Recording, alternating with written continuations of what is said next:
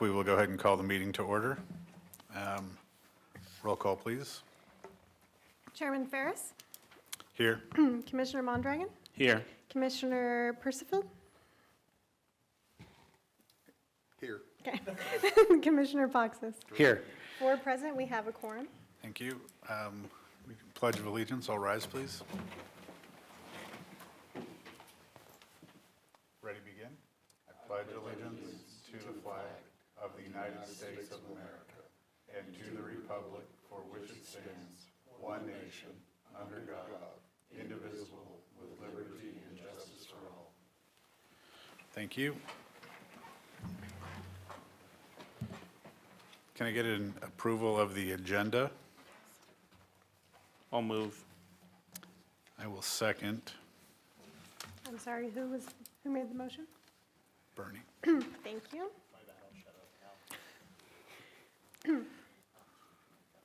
Chairman Ferris, Aye. Commissioner Mondragon, Aye. Commissioner Foxes, Aye. Commissioner Percival. Aye. 4 ayes, motion carries. Okay, can I get a motion for approval of minutes? Motion to approve the minutes. I'll second. Chairman Ferris, Aye. Commissioner Mondragon, Aye. Commissioner Foxes, Aye. Commissioner Percival. Aye. 4 ayes, motion carries. This brings us to the portion of the non-agenda public comment. Persons wishing to address the commission on matters that are within the commission's jurisdiction and do not already appear on the agenda may do so at this time. Pursuant to the Brown Act, the Planning Commission may not take action on an item that does not appear on the agenda.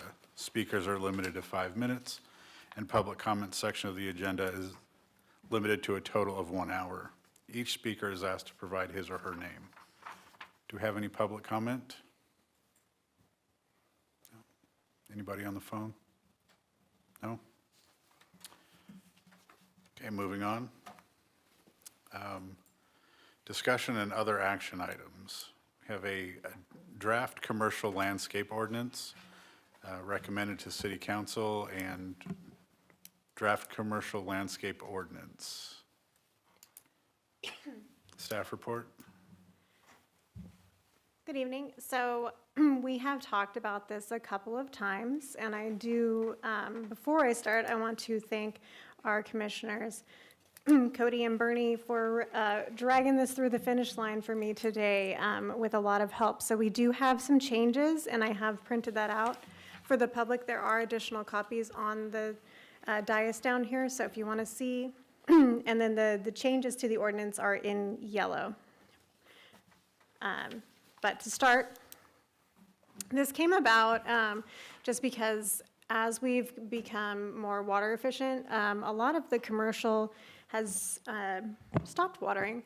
And although we obviously don't want to see turf, we want to continue to see water efficient, we do want to apply standards to developments. This picture right here is one of the commercial centers in town. So this is what we're trying to get away from. The dead trees and just unkept. So that's where this came from.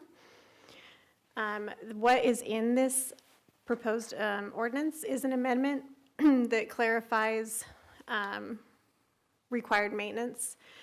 So it's just kind of a cleanup of the language. The language was kind of old, so it's just clarifying that you need to keep things in good repair. We're also going to modernize it a little bit and add some definitions for hardscape material. So that's, anything that's gravel, decomposed granite, like you see in this picture.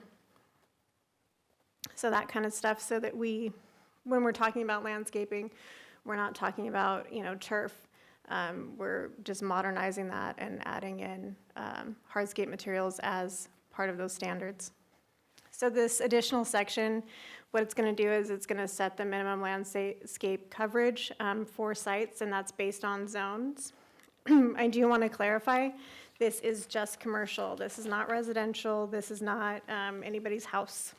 We are just talking about businesses, and obviously the majority of that is on Norma and China Lake Boulevard. So that's what we're talking about. So it's still the same plant materials as we would require when you guys see site plans and you see for new developments. It's the same, materials, same plants that we are already approving on new developments. But it's going to establish some planting requirements for trees and shrubs. And then again, that hardscape or whatever ground covering like that. In what went out, what we changed was the planting requirements. So what we have in here is trees. What we would like to see would be 25% coverage in 10 years, with a 50% shade coverage in 20 years. And again, that still applies to the same plants that are on the approved list. The shrubs, it's a 5% at maturity, and then ground cover, which includes the hardscape materials, synthetic turf, decorative boulders, and then that should cover, the rest of the landscape requirement. And to clarify, the coverage would be like in this section for the zone, so like the commercial general, commercial neighborhood, those are going to have a 5%. So 5% of the entire site would be required to be landscaped. So that's things like the setbacks or any of the parkways, those types of things. So, Could you take a moment and explain what you mean by coverage, 25% coverage in 10 years and 50% coverage in 20 years by trees? Are we talking about the actual canopy? Are we Yeah. talking about the trunks? so we're talking about the canopy, The right? actual- Okay. Is that only? Let me also clarify something that we have also seen, and so we definitely built into this, is we also want to permit for staff to make exceptions, because not every site is always going to be, this isn't going to work for everything, right? Some of our sites are infill, or maybe they're rehabbing it, right? And it's very small. So like, for instance, Arby's. The amount of landscaping there is very minimal. We wouldn't see 25% trees, right? So we still want to be able to make those exceptions based on the site. So staff will be able to do that. They're not going to have to come here and get a variance in order for it to make sense for the property. So I do want to add that. One other quick question. So when you say 25% coverage with your tree canopy in 10 years, does that apply to the whole width of the canopy or only the portion of the canopy that's covering a landscaped area? So like if you've got a 3-foot planter box and you've got a tree canopy that's 10 foot wide diameter, do you get the full diameter of the tree counted or do you only get the planter box it's in? I can elaborate on that. So within Title 24 and Cal Green Code, this aligns directly with that. It's at the summer solstice, at the highest point of the sun of the day is actually how they measure that. So it's actually quite a bit of area. So You get the full width of the get canopy the full- regardless of the ground it's it's- covering. That's what I was So trying if the to. canopy in reality is only 15 feet in diameter, but it produces 30 feet in diameter of shade, you get that 30 feet of diameter. Okay, and that counts towards your percentage of trees. So Yes. in some cases, it could be one big shade tree could cover them if they wanted to. If they wanted to put in smaller, littler trees, okay. So I was just trying to understand how we would apply the standard to make sure it's not ambiguous and how, so we're all on the same page. And that's where 10 years, the 25% also aligns with the Cal Green. But since in our municipality and under the 2,500 square feet, Cal Green doesn't necessarily apply to everything. So this more strictly aligns to that, where they've already kind of done all the legwork to figure these things out. And a lot of that is based on the heat soaking of like parking lots, so that you get that shade coverage, so it lowers the ambient temperature in those commercial areas. Perfect, thank you. As I said, these two have been my hero for today. So those changes are what we are requesting tonight. Also too, I want to kind of bring up where we're at, just staff-wise, with commercial landscaping. So the picture you see right here is Wiener Schnitzel, obviously, and I think most of us have seen this. So this site is exactly what we want to see, right? And then they even saved the existing tree. And this is, again, this is where some common sense has to come into every application, right? Because as Bernie was talking about with me earlier, you know, we wouldn't necessarily put another tree right there that's going to block their sign, right? So common sense is always going to be applied. But we feel like this is the most important thing, just so that we have some standard and we're not just saying we don't want to see dead grass. This business in particular was issued citations for a dead tree, and they removed it. And then they were also issued for dead plants in the front. And so with that kind of just the city going out and saying, you know, that it's a safety hazard, they did take it upon themselves to update this landscaping. And so we're pleased with that. We've also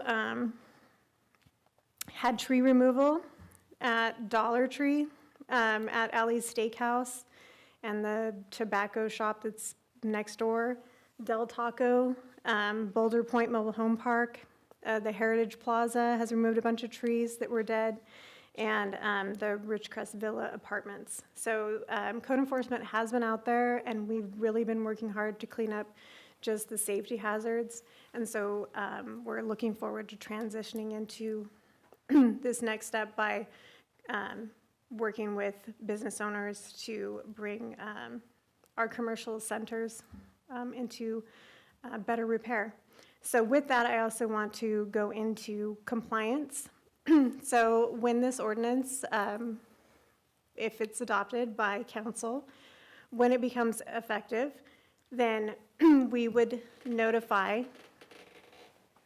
those businesses that are out of compliance, that they are out of compliance, and we have new design standards.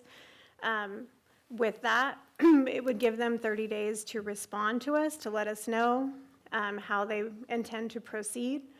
And we don't anticipate this to be a punishing kind of thing. Instead, it's more of something to encourage them to get these things in repair. So it's not something that I anticipate is going to be an instant change. You know, some of these larger commercial centers, it may take them 6 months to come up with a fully compliant landscape plan, because they do have so much landscaping, they have to go through, you know, the WELLO regulations as well. So it could be, it could take quite a lot of time. And if they need to phase it, then staff is more than happy to work with them to phase in how they're going to do it. So we really, I do want to stress that we intend to really work with the businesses. This isn't meant to be something that's detrimental. We just want to beautify our community. And I don't have anything else. If anybody has any questions. Commissioners? I was just going to add the change that I communicated with earlier today. So in section 7, number 2, it talks about shrubs and 5% coverage. In the original document, it talks about 25% or 75%.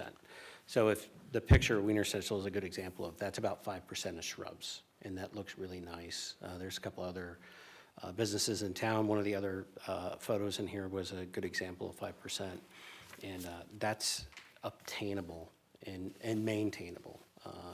Adding 25% or 75% shrubs, it would look good for a minute, and then it's just not going to be maintained. So, hence the change. Anybody else? Oh, I don't have a question. Heather's answered all my questions today. no, But quick comment, I mean, I think this will be great for the city. It's been long overdue, and I think everybody will appreciate driving around town and not seeing dead trees, because not only are they a hazard, but they look ugly. So city's doing a good job, you know, keeping the city tidy and clean, and I think the property owners should do their part, and I think this is a good way to start. So I appreciate the thoroughness of this, and for the two commissioners that helped work on this, thank you very much. It's nice to have the subject matter experts on the dais and working through that. I did have a question. So this is going to be enforced by code enforcement for compliance, is that correct? Yes. Okay. Actually, as I was taking notes, you were answering them, so I was crossing them off as we were going, so, very good. Are there any other questions from the commission? No, I think this is actually probably a tool that the city has needed a long time ago. We'll give you something to help work with the businesses to kind of control some of the issues we've had and standardize the process, so. I appreciate the city's willingness to work with the business too, because like you said, you don't want to make this punitive, but you do want to see these things start taking place for the betterment of the community, so. Any public comment? Nope. Anybody on the phone? Negative? Okay. I will request a motion for approval. I'll make a motion. Second? I'll second. Very good. Sorry. Commissioner, Chairman Ferris, Aye. Commissioner Mondragon, Aye. Commissioner Foxes, Aye. Commissioner Percival. Aye. 4 ayes, motion carries.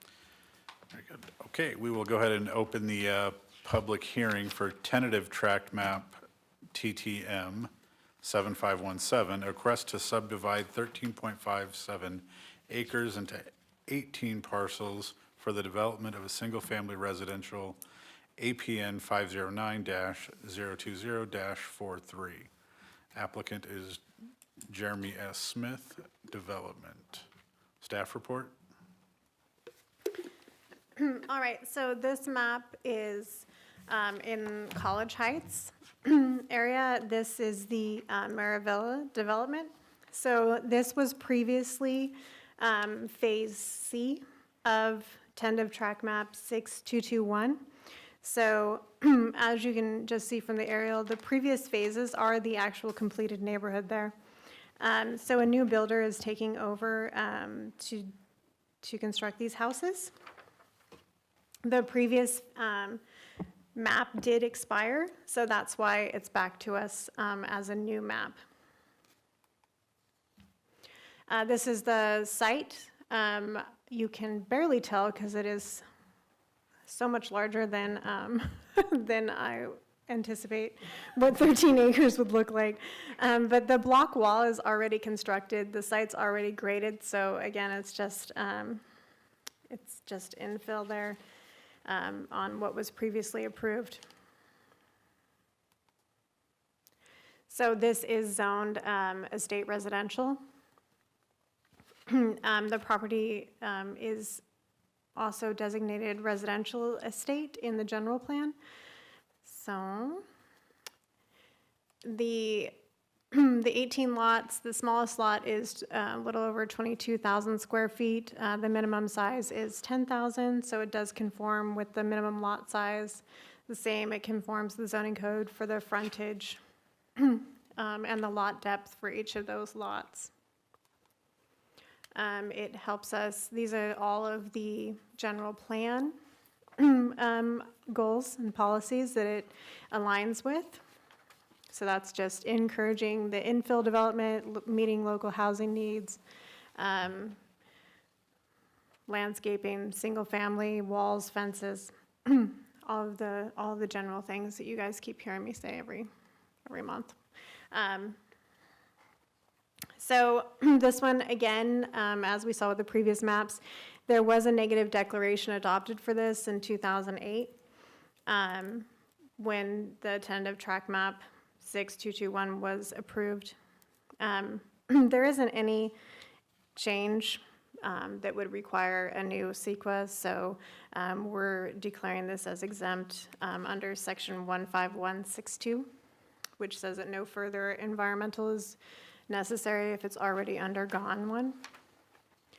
So staff is recommending approval of this map, subject to the conditions that are in that resolution. Any questions? No questions, but I would like to remind the commissioners that this was a tentative tract map that was already approved at one point and just expired, and does not meet, or does not require a CEQA because it was already approved. Is that correct? Right. Okay. I do have a couple of comments just on the viability and what we're doing here.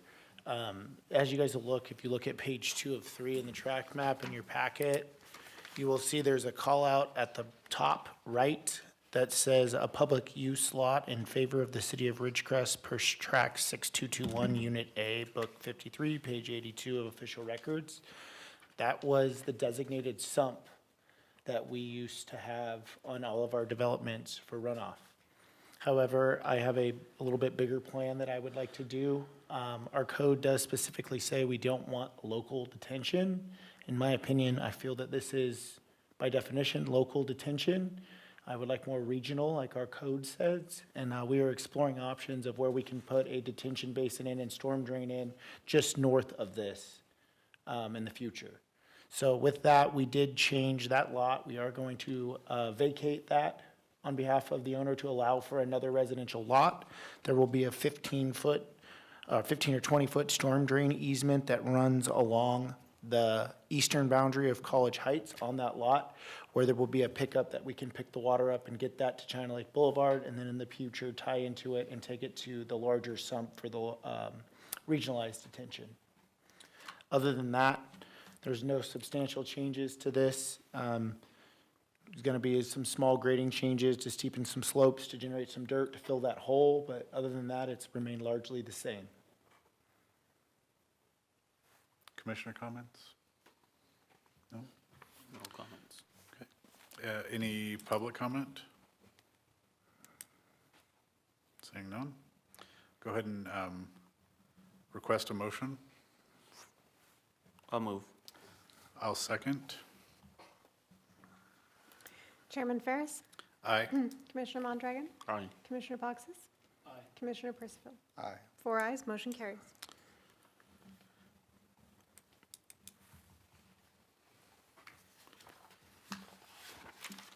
I don't know that we need to close the public hearing, do we? Yeah. Okay. We'll go ahead and close the public hearing at 6:23. Thank you. This brings us to the commissioner comments and committee reports, so we'll start with you at the very end. I was unable to attend the meeting was canceled last month. Yeah, because of the holiday. Makes sense. Sir? Same, no relevant information, meetings were canceled. Same. Meeting's canceled. I just wanted to thank the two of you gentlemen again for providing that insight on the landscaping issues that, again, it's got to be very helpful to have the subject matter experts right there and available. So thank you very much. Thank you to staff. You guys have done a phenomenal job. That new development, I think, is exactly what we want to see happen in Ridgecrest. And being able to do something like this provides opportunity for somebody to do that. Coming up with creative solutions when we did that phase track map, the last meeting, I think, will help promote growth in the area, and that's exactly what we're looking for. Travis? I'm just here for you guys. If you guys have any questions about any of the projects going on or anything like that, and I could be more than happy to answer them. Did you want to introduce our? Yeah, that was going to be my next thing. So, as you guys are aware, we did hire a Public Works Director, Mr. Terry Roberts. He's here today. I think he's going to be a great help to us. Comes with an extensive background with contracts, way larger than the ones we deal with. So I'm looking forward to picking his brain and working with him on the pool, the wastewater treatment plant, and many more of our public works projects that we've got planned for not only this year, but 5 years out as well. Very good. Heather? So our consultant has been working on the update for the military sustainability element and our military area of influence. So hopefully I will be able to present some of that to you guys soon. If not, we'll just be having discussions about it. That's it. Very good. If there are no other comments, we will go ahead and adjourn the meeting at 6:25. Thank you very much.